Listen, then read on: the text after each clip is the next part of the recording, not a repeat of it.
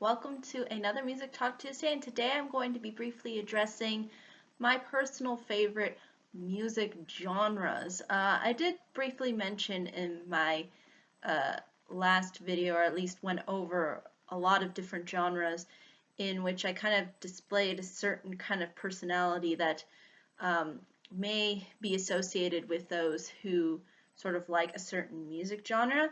For me personally, I'm very varied in my genres in that I like to listen to a variety of music.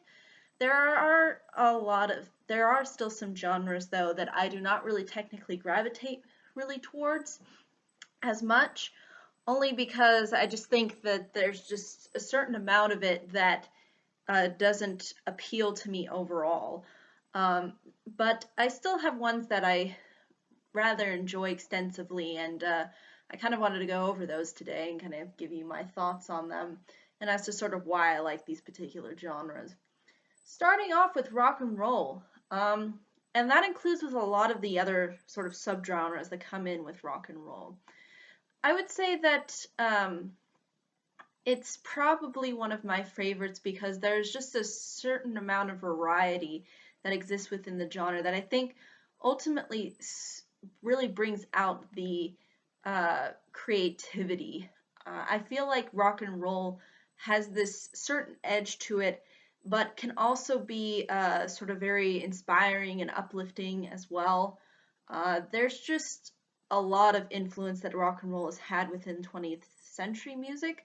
Not so much within the 21st century, unfortunately, but despite that, I still feel that its influence is very broad and dives into a lot of different tones and moods, um, whether they be from the 40s and 50s uh, to the 80s and 90s later on.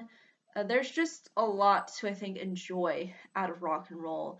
And even you've got subgenres that are sort of genres together with rock and roll. Like, for example, country rock is technically a subgenre of sort of rock and roll, Leonard Skinner being an example. So, again, there's just something to rock and roll and then the way it approaches itself that I just find so engaging and lively, and at the same time very emotionally impactful. Like, I get really invested in what's being said a lot of the time within rock and roll music.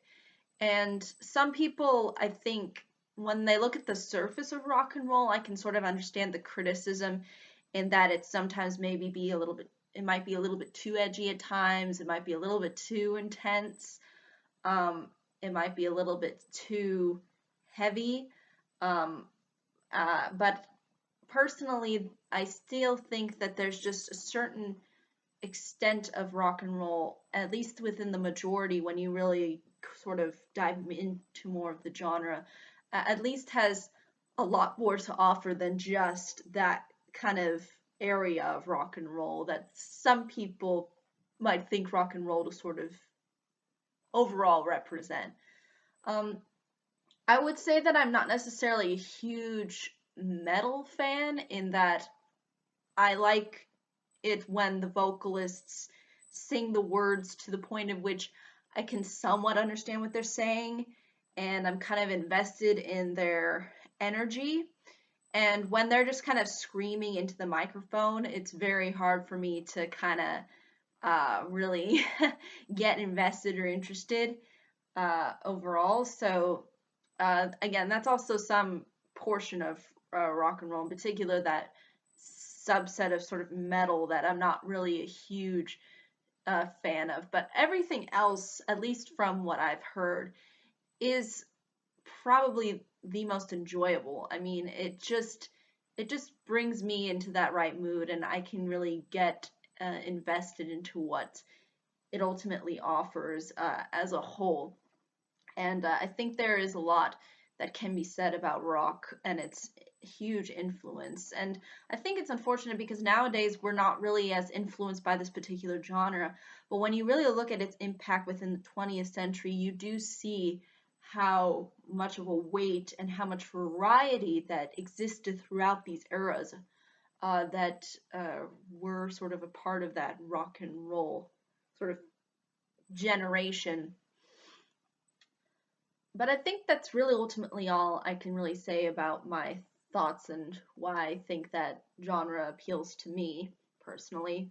Moving on to the second genre of being pop. Now, I am sort of discluding the current pop music of today, or at least a good chunk of the pop music that is within this day and age, only because a lot of it is very repetitive.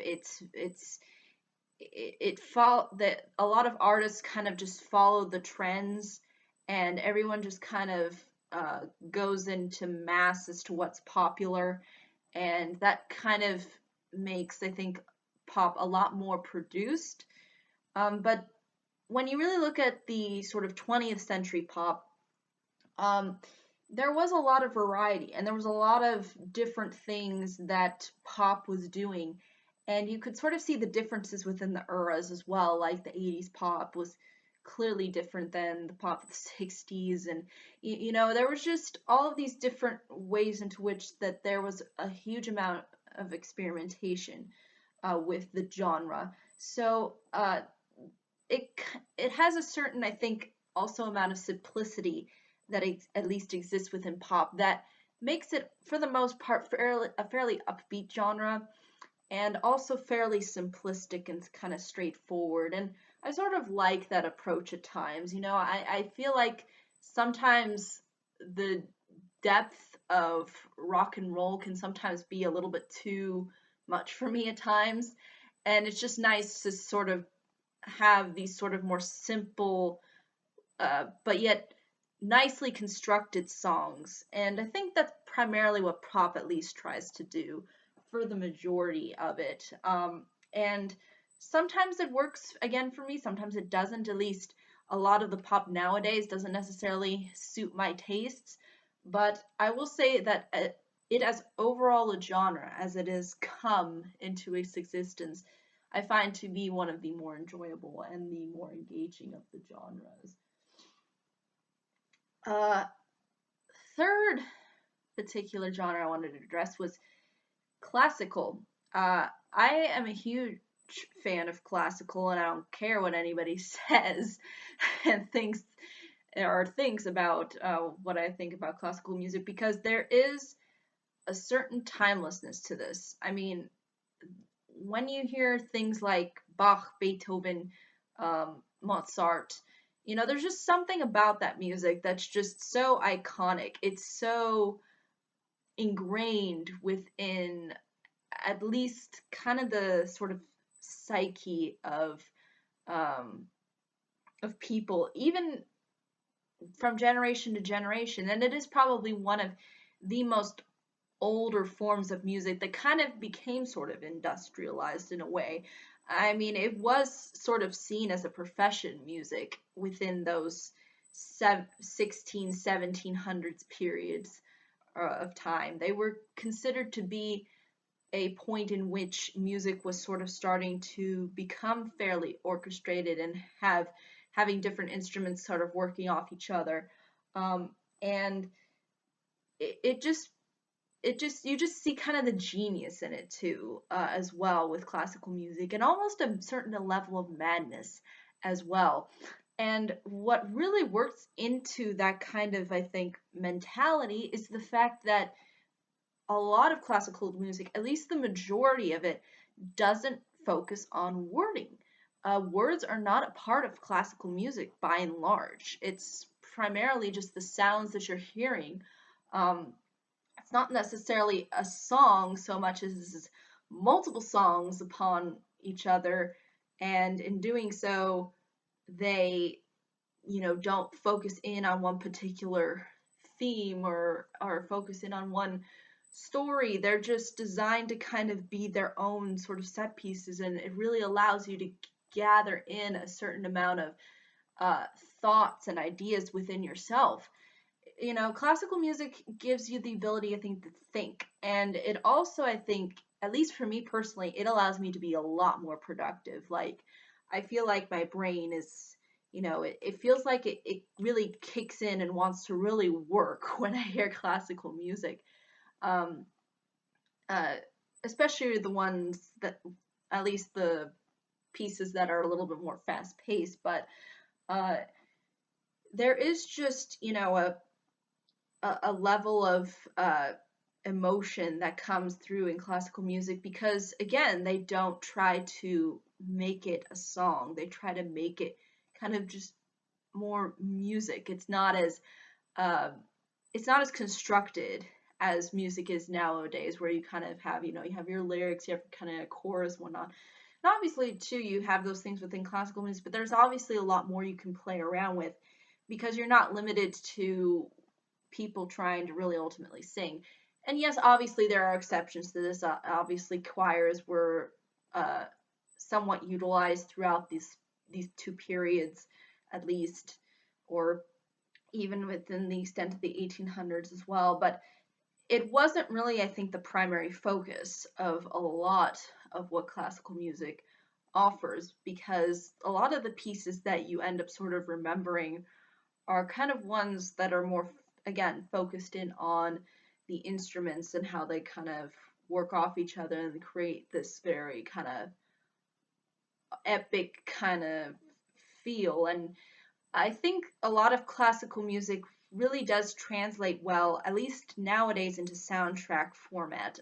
For example, if you listen to movie soundtracks, for example, the Lord of the Rings soundtrack, or any of John Williams's pieces from Jurassic Park, I think you can definitely see the sort of kind of more classical, again, influence coming in because, you know, they're not using words, they're just playing with the emotions and using the instruments to sort of convey those emotions. And in doing so, you can kind of create your own picture in your mind. And I think that's what has made classical music so interesting, at least to me, and why I find myself so heavily engaged in it as a genre overall. I wonder what they would have to say about music nowadays. It probably would be a really stark contrast and change. Lastly, the final genre I wanted to briefly mention is jazz. Um, I think there is a certain extent of variety within jazz as well, like all of the other genres I've been mentioning. But the thing about jazz is that it has at points it can be relaxing, at points it's fairly upbeat. Um, but there's also kind of a certain level to jazz that is kind of lazy. And even though obviously laziness is not something that I, you know, would encourage people to be, uh, you know, or kind of have that sort of mindset, at the same time, it's just it kind of unwinds you. It kind of just leaves you wandering about, kind of, and in doing so, it um, not only relaxes you, but it um, brings out a certain level of sophistication to it as well. You know, like, despite it sounding a certain way, you know, it's not presented in that kind of a format.